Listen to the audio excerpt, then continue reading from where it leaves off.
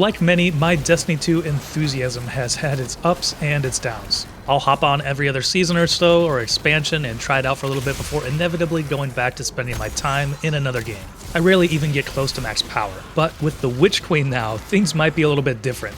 Thanks to a refreshingly engaging campaign, a new weapon type, and new endgame content, Bungie has knocked it out of the park with their latest expansion. So let's dive in and take a quick look at the Witch Queen expansion for Destiny 2.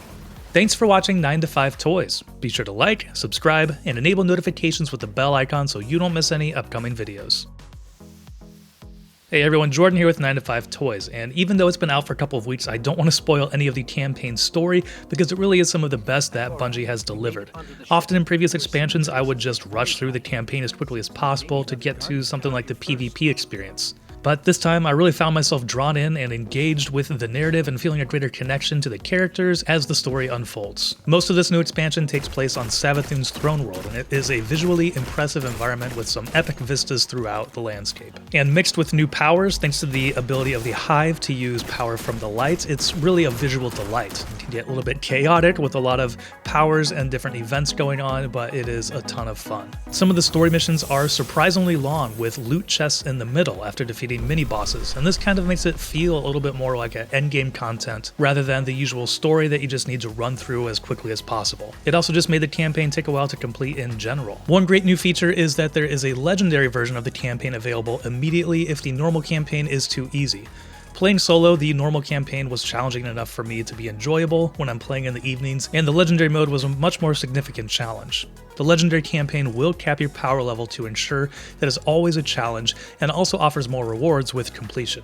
And while I've made it through a few of the story missions on legendary, I have yet to complete it solo. And the story from that campaign continues into the new raid that just went live this past weekend.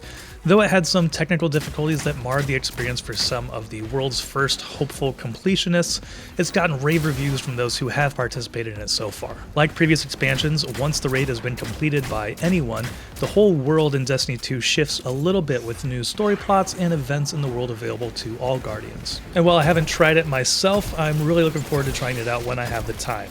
Raiding was a lot easier before I had kids. With the Witch Queen, Bungie also debuted a new weapon type, the glaive. Basically, it's a massive pointy stick that shoots and is used in the first-person view. The glaive uses a combination of melee and ranged attacks to deal some significant damage to enemy combatants. As a void hunter, it's a blast to turn invisible, run up to a powerful enemy and strike them down with quick melee attacks from the glaive, and then hop away or go invisible again to make an escape and reposition. But of course, the core of Destiny 2 is still the same. It's still a grind to get to the highest power level to tackle these endgame activities. With the Witch Queen, all players start at the same power level of 1350, and then it is a grind to get up to the max level. But there is a nice variety of events to get you there with the Witch Queen though. The new 6-player Wellspring activity can be chaotic with the amount of red bar enemies that spawn, but that also means that the event feels like it moves pretty quickly with plenty of action. One part of that grind has always been seeking out the god roll of a specific weapon as they drop with random perks. With the Witch Queen expansion, Guardians can craft a weapon and then also tweak it to choose their own perks for a new set of weapons. So this way you can build out the exact role you want of a certain weapon. It still requires some grinding to get the weapon plans and materials required to make a specific role, but being able to craft one instead of relying solely on a chance drop is a great new feature. And while Bungie has absolutely hit it out of the park with a campaign, the Crucible, or the PvP portion of Destiny 2, still feels a little stale without any new maps or really any refreshing changes. I mean, at its core, Destiny 2 really is a PvE game with some fun PvP built in. That's, made a huge community for itself. And there will be some new tweaks and maps in upcoming seasons, and for a player who has really enjoyed the PvP experience in the past, I'm excited to see what's to come. One bummer, though it's not really surprising, is that to get some of the exclusive exotic weapons that are available in the game now, you do need to purchase the Deluxe Edition bundle, which is $80.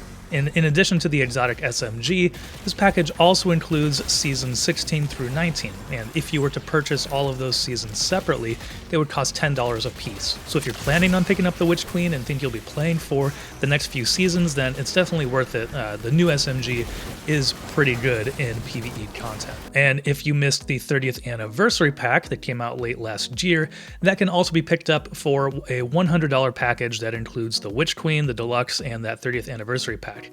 And that includes even more exclusive that we took a look at in that review, and I'll link the video up here if you want to check it out. So overall, wrapping up, I mean, if you've been considering getting back into Destiny 2 or joining in for the first time, now really is a great time to do it. All players start at the same power level, and there is some great energy in the community following the release of the Witch Queen. The story and campaign haven't felt this strong and engaging in a long time, and the new content is just always refreshing to old players as well. I've spent quite a bit of time in the Destiny universe, but many of my friends, like myself, have moved on.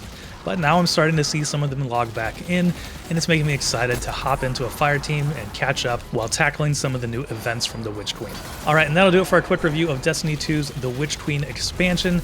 Let us know what you think about it down in the comments below. And if you're looking for some other videos to watch, I will link the 30th anniversary pack over here, which you can check that out, as well as our other latest video. And thanks for watching. If you enjoyed this video, please give it a thumbs up and consider subscribing. This is Jordan with 9to5 Toys.